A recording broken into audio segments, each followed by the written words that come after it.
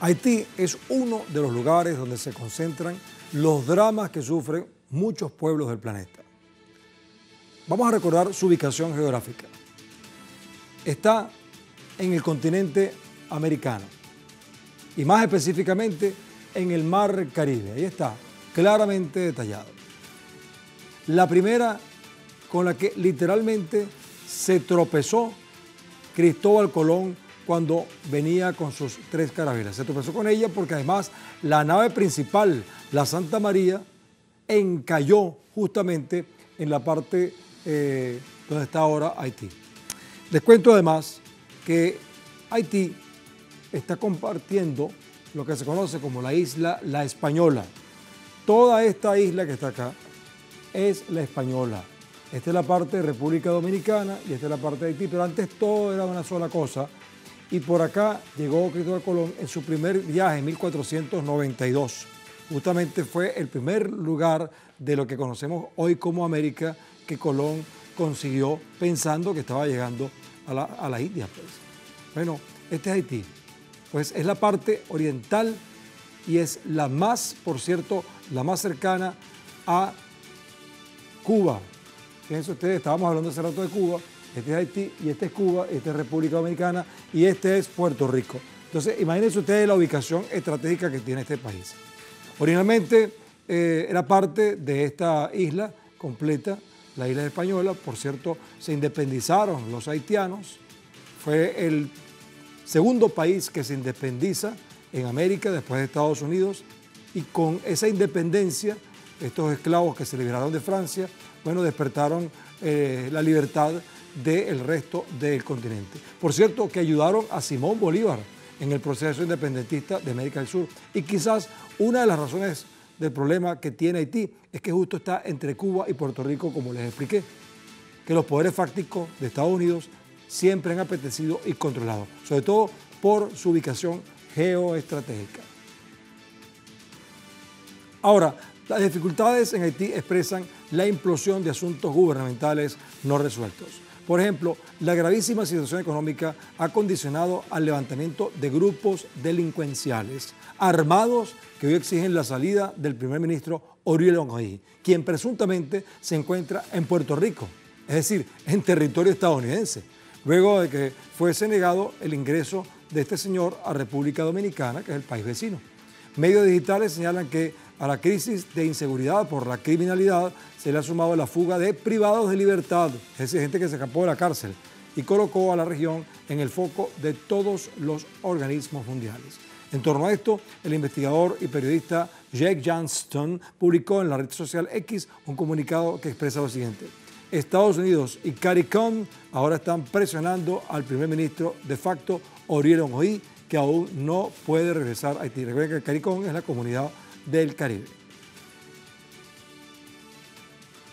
El gobierno ha demostrado incapacidad para convocar elecciones masivas democráticas, o si es incapacidad o no ha querido. Hace pocos días, luego de varias discusiones entre los miembros de la Comunidad del Caribe y la CARICOM, el primer ministro de las Bahamas, Philip Davis, expresó que el debate sobre la situación política de Haití arrojó que deben celebrar elecciones con una fecha límite de 31 de agosto de 2025.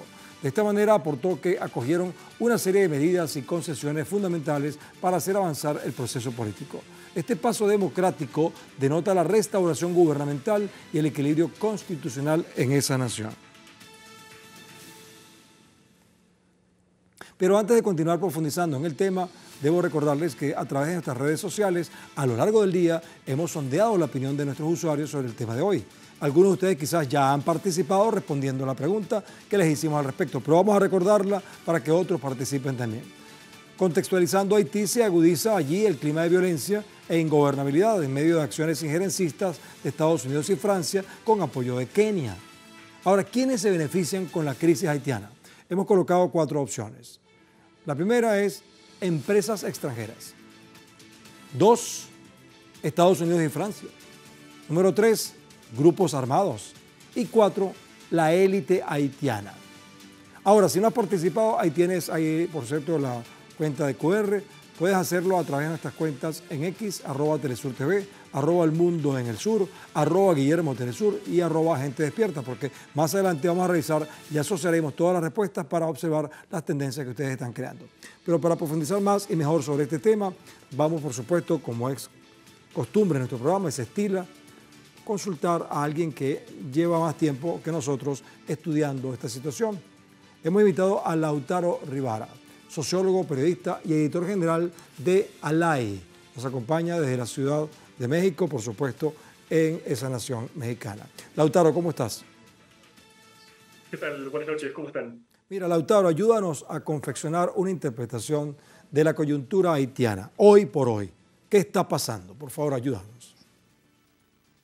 Bueno, los últimos hechos concretos que pusieron a Haití en los titulares de la gran prensa internacional fue el ataque de bandas armadas a las dos principales cárceles del país, en Puerto Príncipe y también en Croix de Buquets, ambas en la zona metropolitana, produciendo una fuga masiva de expresidiarios, algunos de los cuales se entregaron voluntariamente y otros de los cuales fueron incluso linchados por la propia población, que hace tiempo comenzó a organizar brigadas de autodefensa y de seguridad comunitaria ante la incapacidad manifiesta de la Policía Nacional de combatir el crimen organizado. Pero lo primero que hay que decir es que esta violencia que Haití sufre es, contrariamente a lo que se suele decir, no es una violencia natural, ni espontánea, ni eterna, ni que no reconoce ningún tipo de causas. Tiene una historia muy concreta y tiene también responsables muy, pero muy claros. Empezó básicamente con la llegada al poder de gobiernos ultraconservadores apuntalados por los Estados Unidos, con una profunda deriva autoritaria y con una ocupación internacional que duró más de 15 años, conducida por las Naciones Unidas, que básicamente fue desplazando de los territorios populares a los movimientos sociales y a las iglesias de base que de alguna forma controlaban esos espacios y los mantenían seguros. Bueno, ahora, si sumamos a esto el descalabro de la situación económica, está el caldo de cultivo servido para el crecimiento de factores de poder internacional, grupos paramilitares, crimen organizado, que han sido estimulados durante muchos años desde el exterior y que han recibido y todavía reciben armas que son traficadas desde los Estados Unidos. Entonces es una historia, insisto, bastante más concreta de lo que se suele suponer. Lautaro, voy a rescatar un análisis que tú escribiste recientemente para que nos ayudes a reinterpretarlo. Entre bandas y paramilitares, el país se hunde sin vías para que los ciudadanos encuentren sustento entre la criminalidad. Ya por aquí empieza la discusión. Ahora se trata de miles de personas quienes se encontraban recluidas en la Penitenciaría Nacional. Algunos fueron recapturados y otros ajusticiados por la población local. Toda esta situación de inseguridad hace notar más los vacíos de poder y abre espacios para la criminalidad, que con el paso del tiempo se catapultó hacia adelante con el magnicidio perpetrado por un grupo de paramilitares, un hecho que no fue esclarecido ni por la justicia nacional ni por la justicia internacional. Lautaro, partiendo de este análisis que tú haces, nosotros partimos también de la hipótesis de que a alguien le conviene la ingobernabilidad en Haití. ¿Tú tienes alguna idea al respecto? Sí, claro, porque, a ver, esta espiral de violencia comenzó, como les comentaba, con infiltración conocida y probada de marines y mercenarios norteamericanos en un contexto que fue el año 2018, cuando Haití estaba teniendo movilizaciones populares que colocaban entre 1 millón y 2 millones de personas en las calles del país. Movilizaciones de un carácter claramente antineoliberal, porque de hecho surgieron en protesta a medidas draconianas propuestas por el Fondo Monetario Internacional, y de carácter cada vez más claramente anti-norteamericano y anti-imperialista. Fue en ese contexto que comenzó esta espiral de violencia y, como les comentaba, estos grupos criminales que en Haití eran relativamente débiles y estaban dispersos, empezaron a recibir financiamiento, empezaron a recibir armamento, ganaron en capacidad y en control territorial e incluso comenzaron a federarse hasta, lo que tenemos hoy en día, que es federaciones de pandillas actuando de manera mancomunada. Y un vacío de poder que, como vos indicás, por supuesto que está detrás de esta cuestión. Pensemos que la Policía Nacional es una fuerza hoy absolutamente débil y desmoralizada porque no tiene tras de sí ningún tipo de autoridad política legítima. Las últimas elecciones de Haití se celebraron en el año 2016, fueron manifiestamente fraudulentas. Haití no ha tenido nuevos comicios de ese momento, tiene su parlamento cerrado, tiene sus órganos e entidades de justicia intervenidas, y tiene al frente del Ejecutivo Nacional a un primer ministro de facto, cuando la Constitución establece claramente que la jefatura del Estado corresponde a un primer ministro. Recordemos que el anterior presidente Jovenel Moïse fue asesinado por sicarios, no solamente colombianos, como se suele decir, sino también estadounidenses. Ajá. Y bueno, el PRI se ha pronunciado por una continuidad permanente del poder, ha amagado con convocar elecciones y no las ha realizado. Entonces, si uno no soluciona el vacío de poder y el problema de legitimidad de origen, no va a poder abordar la cuestión de la inseguridad, la violencia y el crecimiento de los grupos armados en el país. Lautaro, me gustaría precisar, a lo mejor ya tú lo has dicho de alguna manera u otra, pero me gustaría precisar si la crisis haitiana sale de las entrañas de Haití o es una crisis propiciada, impulsada desde afuera por algunos intereses específicos. Acabas de decir que el crimen contra Jovenel Moïse estuvo perpetrado por colombianos y estadounidenses. No sé si es parte de la respuesta que tú nos vas a dar. Claro, es una crisis que tiene elementos claramente vinculados al frente internacional, que parte de un tipo de intervención que justamente ahora se quiere repetir. Mira, estaba recién leyendo un abogado constitucionalista keniano muy reconocido que se planteaba, bueno, a ver, Haití ya fue intervenido y se desplegaron fuerzas comandadas por Estados Unidos, por Francia, por Canadá y por Brasil, decía este abogado. Países mucho más relevantes geopolíticamente y con fuerzas policiales y militares más poderosas que las nuestras. Quisieron pacificar a Haití y fallaron. ¿Qué magia vamos a operar nosotros en un país que no conocemos? ¿Qué tipo de solución puede dar la policía keniana que, lo decía este mismo abogado, no puede combatir a los ladrones de ganado del norte de su país yendo a combatir a un territorio que desconocen, a ocupar a una población de la que desconocen absolutamente su cultura, que habla una lengua diferente que no van a comprender y que demanda una serie de competencias y una expertise policial que estos policías kenianos no tienen la capacidad de enfrentar a grupos armados fuertemente pertrechados como los que tenemos en Haití. Entonces, hay un principio y un origen internacional de esta crisis y hay una solución que se pretende como novedosa que ya ha fracasado como receta una y otra vez. Vamos a mostrar algunos detalles acá. Mientras tú hablas, han salido algunas imágenes, algunas son de archivo, otras son más recientes, pero vamos a recordar que la Unión Europea denuncia la crisis de seguridad en Haití y pide una salida política. No sabemos si esto lo hace de buena fe o es una especie de, digamos, de hipocresía, pero bueno, vamos a ver el panorama. La violencia azota a los ciudadanos locales y extranjeros pese al intento de imponer algunas medidas, por lo que Puerto Príncipe, recordemos que la capital, permanece cercada por bandas que enfrentan a la policía.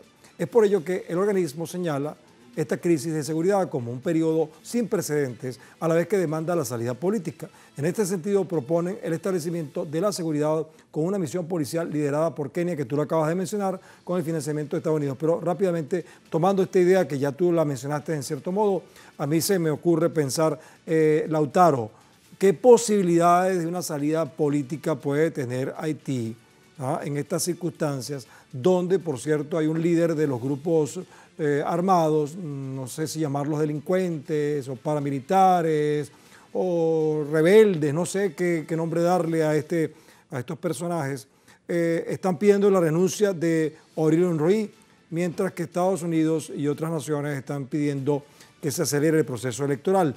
¿Qué escenario hay para una solución política?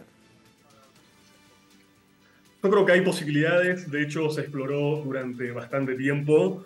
El problema es que la clase dominante haitiana es sumamente dependiente de lo que se defina puntualmente en los Estados Unidos y que Estados Unidos está presionando no para que haya esta salida política, que implicaría obviamente la convocatoria inmediata a elecciones y la elección de una autoridad legítimamente constituida en el país, sino que está presionando para este tipo de intervención, digamos. A ver, para decirlo claro, si Kenia ocupa, interviene un país como Haití, va a tener a lo sumo un control de las fuerzas operativas, pero la conducción política va a ser de los Estados Unidos.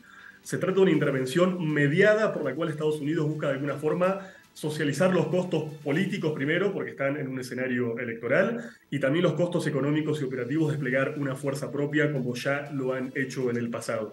Si esta presión de parte de Estados Unidos frente a Henry, frente al PHTK, que es el partido todavía en el gobierno, fuera firme, y si incluso se amenazara con retirar el apoyo político que todavía el primer ministro de facto tiene de parte de la gran potencia del norte, yo no tengo dudas de que la convocatoria de elecciones sería inmediata.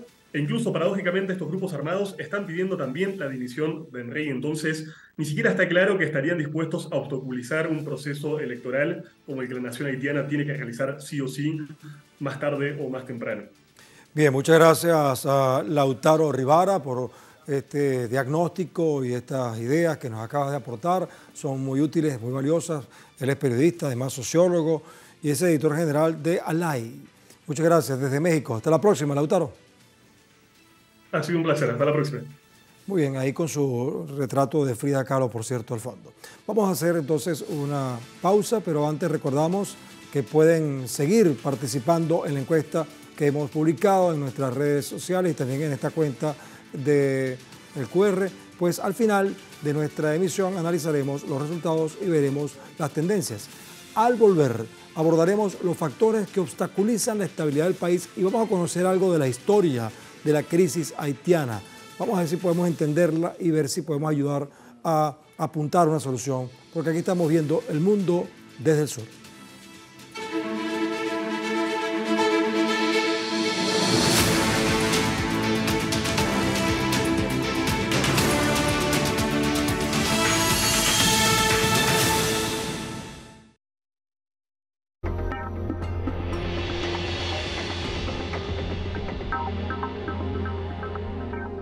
Transformamos tus noches con un nuevo enfoque en el panorama informativo. Contamos con corresponsales en los puntos más estratégicos del mundo, listos para llevarte al corazón de la noticia. Nos sumergimos en lo más profundo del acontecer político, cultural y deportivo. En una nueva edición central. Es otra mirada, porque vamos a ver el mundo desde el sur. 2 programas, una nueva visión, que hacen de nuestra agenda nocturna la mejor opción en información. Te esperamos de lunes a viernes. Solo por Telesur. La hiperconectividad cambia a un ritmo vertiginoso. Las plataformas sociales y ecosistemas digitales ganan terreno en nuestras vidas. La realidad y el mundo virtual convergen para llegar a orbitar por el impresionante universo de la ciencia, la tecnología y la innovación. Acompáñanos todos los jueves en esta experiencia inmersiva con las tendencias más actuales del mundo digital y tecnocientífico.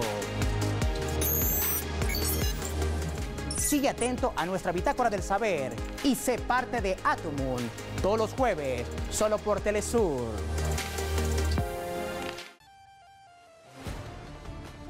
Cada año miles de personas abandonan su tierra para alcanzar nuevos horizontes. Una realidad de pueblos que luchan por su libertad. Conoce las diversas causas de quienes viven entre fronteras.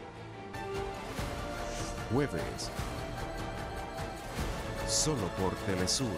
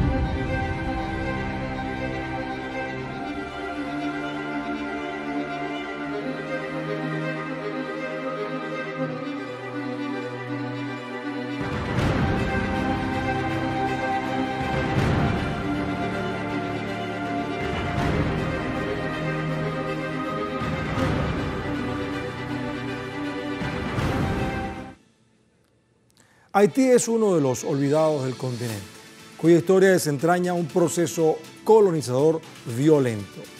Esta nación, azotada por fenómenos naturales y estructurales, cuenta con un triunfo importante durante su historia, la revolución que llevó a la liberación de los esclavos y por ello lograron la independencia.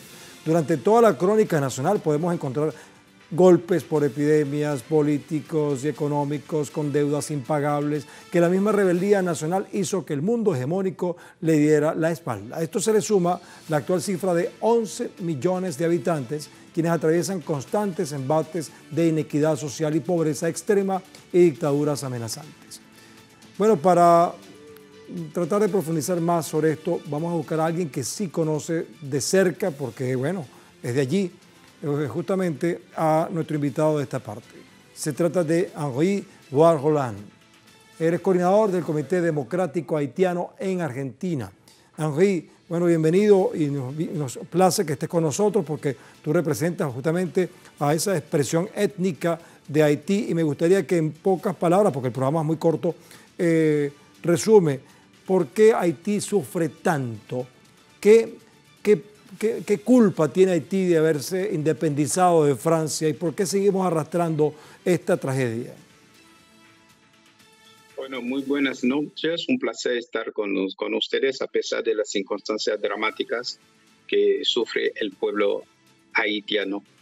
En primer lugar, responder a la pregunta no es fácil en tan poco tiempo, pero diría más bien que hay razones históricas, racistas, geopolíticas y también del desarrollo de la lucha de clase en mi país. Históricamente hablando, Haití, como bien dijo al principio, es la primera república negra independiente del mundo, la única revolución antiesclavista victoriosa en la historia. Entonces, lo que significa, Haití nació rompiendo un statu quo hegemónico en aquel momento basado en la esclavitud. A partir de ahí, Haití fue aislado, golpeado y hasta Francia no hizo pagar, después de un triunfo de la contrarrevolución allá, una deuda externa, una indemnización para reconocer nuestra independencia. Haití tomó más de 100 años para hacer esto, para pagar esto. Entonces, evidentemente no se trata de un país pobre, se trata de un país empobrecido.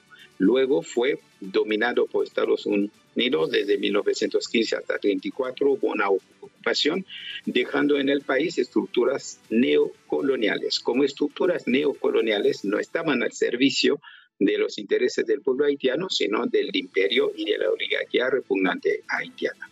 A través del tiempo hubo una resistencia popular permanente en contra de esto, tratando de recuperar nuestra soberanía y nuestro derecho a la autodeterminación. Entonces, lo que está en juego en Haití, independientemente de Ariel Henry, de bandas, etcétera, no tenemos nada en nuestro ADN capaz de explicar por qué estamos así, porque sería anticientífico hacerlo. Entonces, hay que colocar eso dentro de la dialéctica de la dependencia para poder entender lo que está sucediendo allá. Las famosas bandas que ellos hablan son paramilitares, son instrumentos al servicio del imperialismo y de las clases dominantes para aterrorizar el pueblo, evitar un triunfo del movimiento popular y mantener el statu quo, porque estamos en presencia de una neocolonia cuyas estructuras se han derrumbado.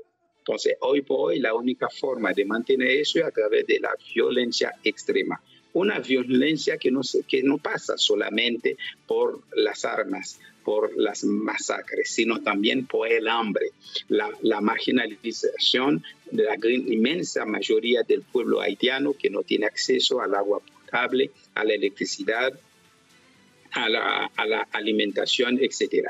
Hoy por hoy, Haití, casi 5 millones de los 12 millones sufren o padecen de hambruna severa. Esas son las condiciones reales. Entonces, esta crisis es esta base que explica esta crisis explosiva tan violenta que estamos viviendo. Incluso los propios bandidos no provienen del aire, no provienen de mar, son producto realmente del derrumbe de ese sistema donde muchos seres humanos fueron deshumanizados durante décadas y décadas y décadas y la única respuesta que encuentran es esto también.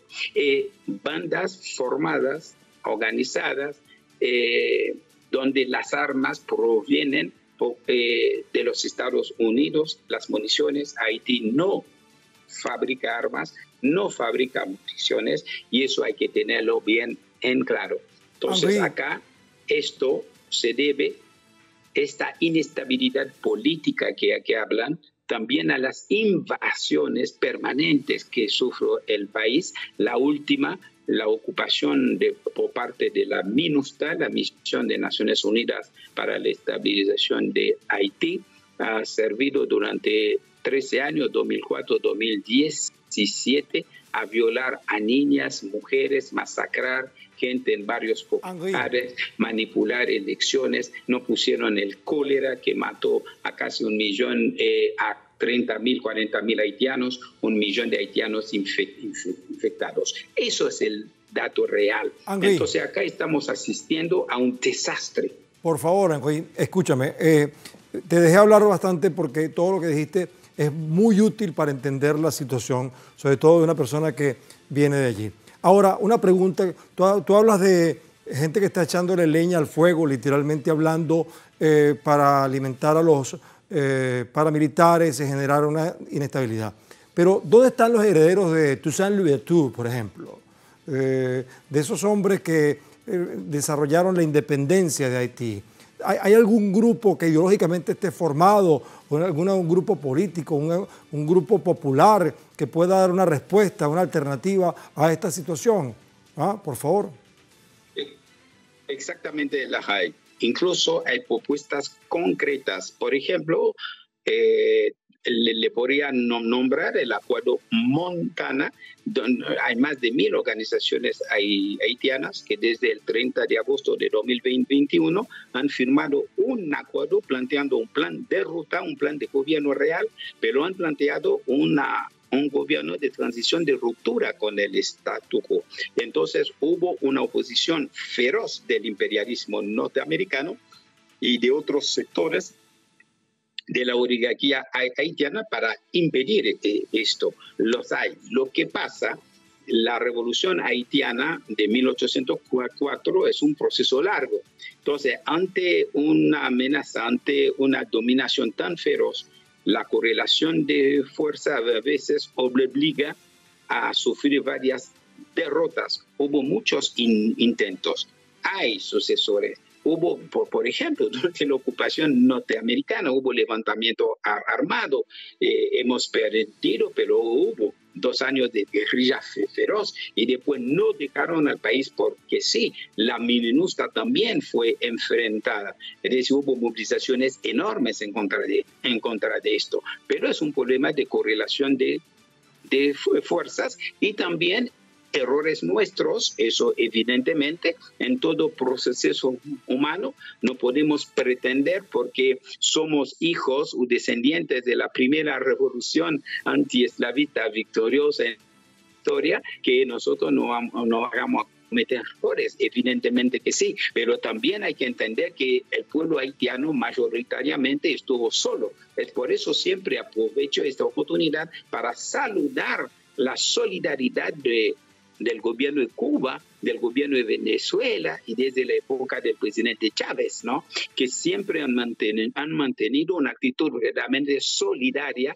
y no de injerencia en los asuntos internos. Y también felicitar a militantes y compañeros y compañeras de otros países como Uruguay, Brasil, Argentina y en otras partes del mundo que se han manifestado, han formado comités de solidaridad para poder acompañarnos.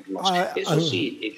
Muy bien, Henry. Bueno, Henry Boisroland, gracias por habernos acompañado y ayudarnos a confeccionar una interpretación. Vamos a estar atentos a esto. Esto parece que no va a terminar hoy ni mañana y por lo tanto seguramente va a meritar más programas. Gracias a ti, Henry. Hasta la próxima. No, gracias a ustedes y un gran abrazo. Saludos. Hasta la victoria siempre. Venceremos. Muy bien. Bueno, ahora vamos a ver los resultados de la encuesta que hemos hecho. Haití se agudiza en este clima de violencia, ingobernabilidad, en medio de acciones injerencistas de Estados Unidos y Francia, con apoyo de Kenia. Ahora, ¿quiénes se benefician con la crisis haitiana? Preguntábamos. Entonces, las empresas... le voy a pedir al equipo de producción que cambie los resultados porque las respuestas no coinciden con lo que estoy afirmando. Y debo aclararlo para que estén más conformes. un 21% habla de empresas extranjeras, están detrás de esto. Estados Unidos y Francia, 65% de la audiencia considera que dos tercios de la audiencia considera que Estados Unidos y Francia están detrás de esto. Un 12% piensa que son grupos armados los que se benefician y un 2% piensa que es la élite haitiana. Bueno, hace más de 2 siglos, entre 1791 y 1804, los negros esclavos de Haití se independizaron de la explotación que Francia mantenía sobre ellos, convirtiéndose entonces en el segundo territorio liberado en América, luego de Estados Unidos. Por esa razón, Haití es representación de quienes encarnaron la vanguardia por la libertad, hasta el punto de que ayudaron al mismísimo Simón Bolívar en su titánica labor en Sudamérica, y hasta el punto de que algunos afirman que sin el apoyo de Haití, otra sería la historia con el Libertador. De esta manera que la deuda que tenemos los pueblos de América con Haití es infinita y eterna. Lamentablemente, los intereses y ambiciones que tienen Estados Unidos y Francia sobre Haití son tan grandes que no han permitido su total liberación. Están impulsando un sangriento proceso neocolonial que compromete la seguridad de los haitianos y de todo el mundo desde el sur.